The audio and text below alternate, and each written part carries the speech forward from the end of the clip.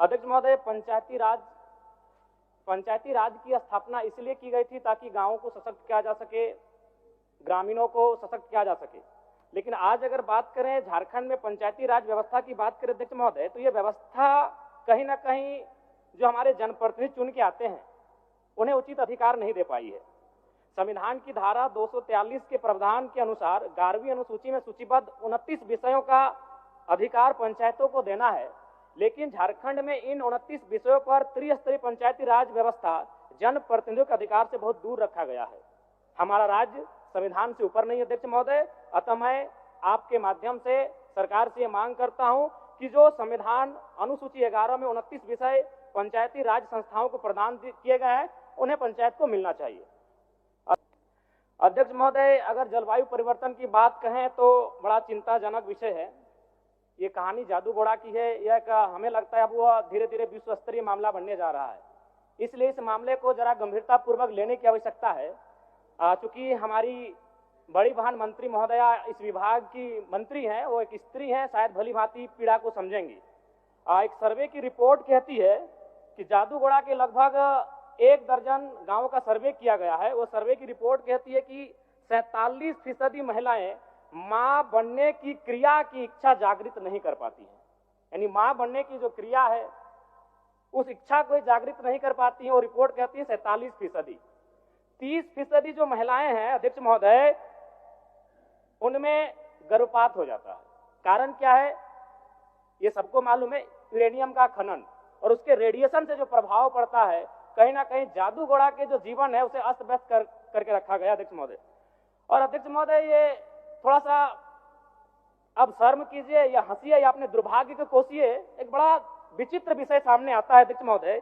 जादू घोड़ा की यूरेनियम खानों से निकाला जाने वाला प्रारंभिक ईंधन, जिसे येलो केक भी कहा जाता है, परिशोधन के लिए हैदराबाद स्थित ईंधन प्रक्रिया केंद्र भेजा जाता है, जहां यूरेनियम की छड़ें बनने के बाद शेष रेडियो एक्टिव कचरे को पुनः 1500 किलोमीटर दूर लाकर जादू घोड़ा के गांव में बिखेर दिया जाता है। अध्यक्ष महोदय, ये तो वही हुआ ना कि आप रांची से जाकर धनबाद में केला खरीदें, केला को लाकर रांची में खाएं और फिर छिलका आप धनबाद को सौंप दिए।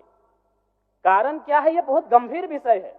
अगर इन विषयों पर हम लोग चर्चा नहीं करेंगे और उन विषयों का समाधान नहीं करेंगे अध्यक्ष महोदय, तो हमारे हिसाब से बहुत ही दुर्भाग्य का विषय अध्यक्ष महोदय। अतः मैं आपके माध्यम से सरकार को ये कहना चाहूंगा कि जादू घोड़ा का जो विषय है अत्यंत ज्वलंत विषय है, इसके निराकरण की दिशा में सदन को, सरकार को बढ़ने की आवश्यकता है। मनरेगा में अभी केंद्र सरकार के माध्यम से 245 रुपए मानव दिवस है और झारखंड सरकार उसमें 27 रुपए एक्स्ट्रा दे रही है, यानी 272। अगर 100 दिन के आंकड़े को ले लिया जाए तो 272 × 100 यानी 27,000 के आसपास होता है। अगर उसे फिर हम लोग 12 महीने होते हैं, अगर 12 महीने से डिवाइड करेंगे तो 2000 से ज्यादा उसका महीने का इनकम होता है। इससे क्या होता है कि नरेगा का काम लोग करना नहीं चाहते हैं। तो जब नरेगा का काम करना नहीं चाहते हैं, यही करप्शन सृजन होता है। क्या करते हैं? वह जेसीबी के माध्यम से काम कराते हैं, फर्जी तरीके से लेबर का रजिस्ट्रेशन करते हैं और यहीं से एक लूप होल मिल जाता है जिनको करप्शन करना होता है। इसलिए मैं ये मांग करूंगा कि जो मनरेगा का विषय है और मजदूरों का जो न्यूनतम दर है उसे कम से कम एक अकुशल मजदूर का आज के डेट में लगभग 400 से ज्यादा उनका दर है अध्यक्ष महोदय। तो अगर उस दिशा में अगर मनरेगा की योजना को लेकर हम आगे बढ़ेंगे तो शायद मजदूरों के साथ एक न्याय हो पाएगा। धन्यवाद अध्यक्ष महोदय। धन्यवाद अध्यक्ष महोदय। सरकार ने ग्रामीण विकास के लिए 9,841 करोड़, ग्रामीण कार्य के लिए 4,776 करोड़, पंचायती राज के लिए 2,144 करोड़ और वन पर्यावरण विभाग के लिए 1,381 करोड़ की मांग रखी है। सरकार ने कल्याण और शिक्षा के बाद 11% राशि को ग्रामीण विकास, ग्रामीण कार्य और पंचायती राज्य के लिए प्रावधान किया है। इस राशि को सरकार अगर खर्च कर पाए तो बहुत बड़ी उपलब्धि होगी अध्यक्ष महोदय। लेकिन विगत वर्ष 13,657 करोड़ की राशि ली गई थी, परंतु खर्च मात्र लगभग 10,176 करोड़ की राशि को खर्च कर पाए थे।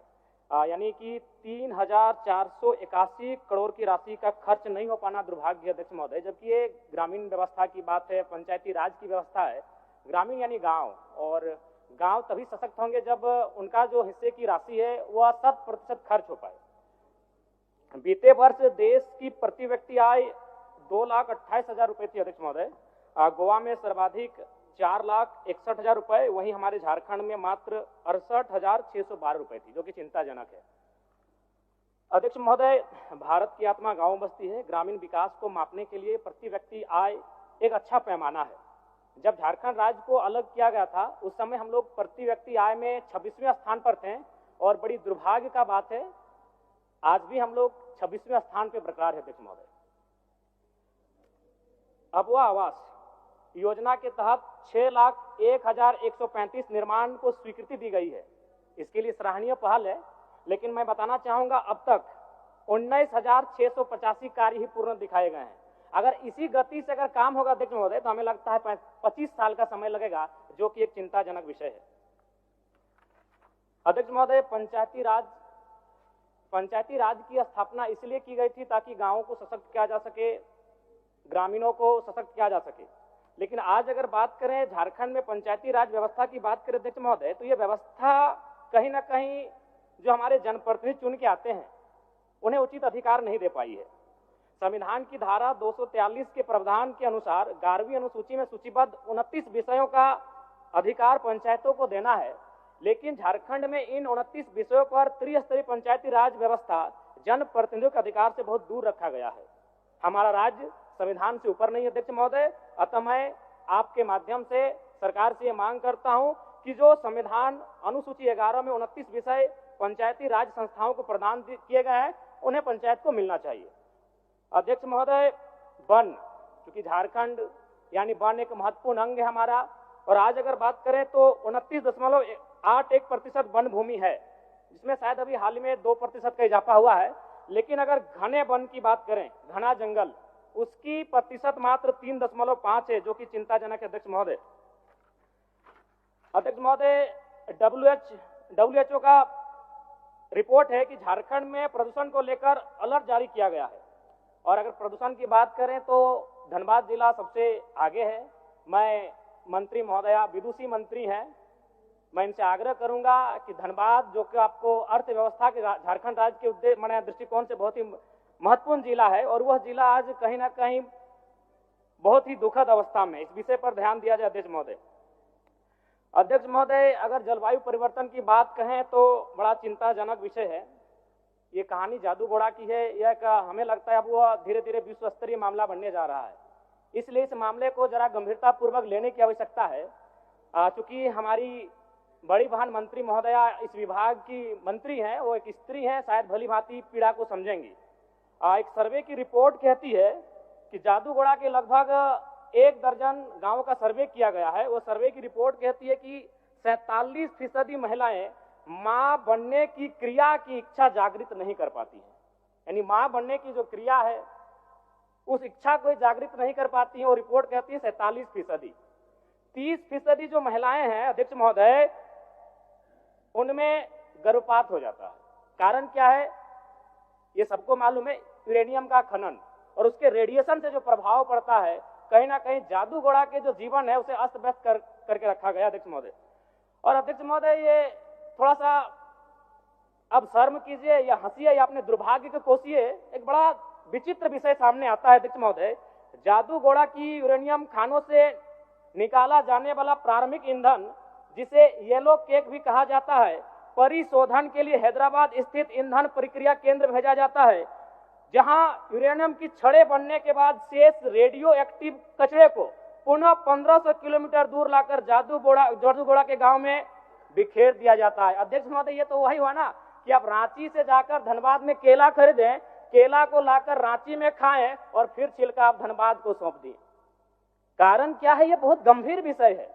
अगर इन विषयों पर हम लोग चर्चा नहीं करेंगे और उन विषयों का समाधान नहीं करेंगे अध्यक्ष महोदय, तो हमारे हिसाब से बहुत ही दुर्भाग्य का विषय अध्यक्ष महोदय। अतः मैं आपके माध्यम से सरकार को ये कहना चाहूंगा कि जादू घोड़ा का जो विषय है अत्यंत ज्वलंत विषय है, इसके निराकरण की दिशा में सदन को, सरकार को बढ़ने की आवश्यकता है। मनरेगा, क्योंकि एक माननीय सदस्य एक और मौका मिलेगा, और मौका 30 सेकंड मनरेगा बोल दिए, 30 सेकंड दे दीजिए ना। मनरेगा में अभी केंद्र सरकार के माध्यम से 245 रुपए मानव दिवस है और झारखंड सरकार उसमें 27 रुपये एक्स्ट्रा दे रही है, यानी 272। अगर 100 दिन के आंकड़े को ले लिया जाए तो 272 इंटू 100 यानी 27,000 के आसपास होता है। अगर उसे फिर हम लोग 12 महीने होते हैं, अगर 12 महीने से डिवाइड करेंगे तो 2,000 से ज्यादा उसका महीने का इनकम होता है। इससे क्या होता है कि नरेगा का काम लोग करना नहीं चाहते हैं, तो जब नरेगा का काम करना नहीं चाहते हैं, यही करप्शन सृजन होता है। क्या करते हैं, वह जेसीबी के माध्यम से काम कराते हैं, फर्जी तरीके से लेबर का रजिस्ट्रेशन करते हैं और यहीं से एक लूप होल मिल जाता है जिनको करप्शन करना होता है। इसलिए मैं ये मांग करूंगा कि जो मनरेगा का विषय है और मजदूरों का जो न्यूनतम दर है उसे कम से कम एक अकुशल मजदूर का आज के डेट में लगभग 400 से ज्यादा उनका दर है अध्यक्ष महोदय। तो अगर उस दिशा में अगर मनरेगा की योजना को लेकर हम आगे बढ़ेंगे तो शायद मजदूरों के साथ एक न्याय हो पाएगा। धन्यवाद अध्यक्ष महोदय। खबर स्तंभ।